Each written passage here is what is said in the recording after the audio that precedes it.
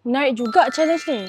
Selama ni ramai orang debate. Masak sendiri ke order delivery lagi cepat? Hari ni kita nak settlekan perdebatan ni sekali dan untuk semua. Jom kita cari orang. Hey sis, siapa kat rumah selalu masak? Suka masak sendiri? Deliver je. Tak reti masak?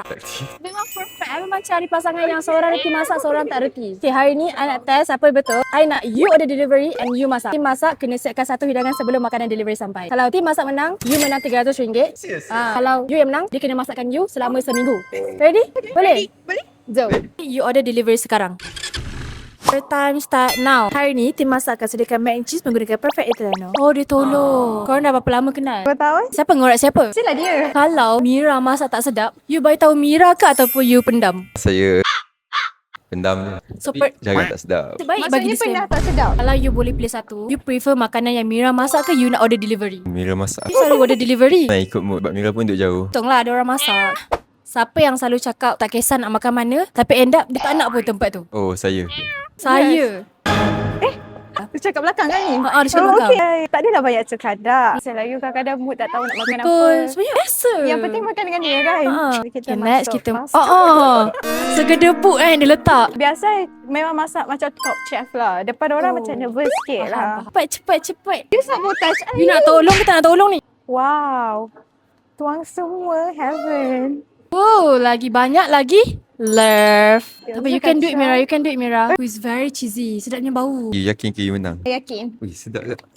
Ooh, look at the cheese melting. You punya cheesy macam ni ke? I tak rasa dia punya cheesy macam kita. Okay, next kita akan letak Perfect Italiano, Perfect Bakes dekat atas dia. So Perfect Italiano, Perfect Bakes ni digabungkan mozzarella, cheddar dan juga parmesan yang bagi rasa lebih sedap dan juga stretch yang memuaskan. Okay, 8 minit je. Sekarang giliran korang pula. Repost video Mr. POV dan komen your favourite cheesy dekat video Mr. POV ataupun Cahaya Ica bersama hashtag Perfect Italiano Masak ke Order. Jangan lupa follow TikTok account Delicious Malaysia dan pastikan account anda public. Peserta yang terpilih akan menangi RM500. Jadi tunggu apa lagi? Jom join challenge Perfect Italiano Masak ke Order. Siap ke belum ni? Siap. Dia punya crush, warna crush dia. Sementara delivery belum sampai lagi ni. Wow, look at the cheese pool guys. Very stretchy. Aww.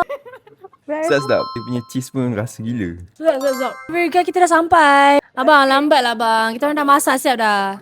Sedap lah cheese ni. Tak boleh berhenti makan. It's very plain. Rasa cukup.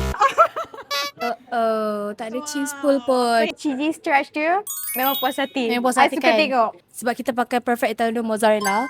So dia memang boleh tarik daripada Kuantan ke Johor. Wah, Nampak yang delivery premium pun tak tentu boleh dapat texture yang macam ni. Betul tak? betul? Sorry, kita orang punya. You pilih yang Tak mana? apalah, you punya lah. Okay, seperti yang dijanjikan, sebabkan you menang, kita bagi RM300 ni untuk you.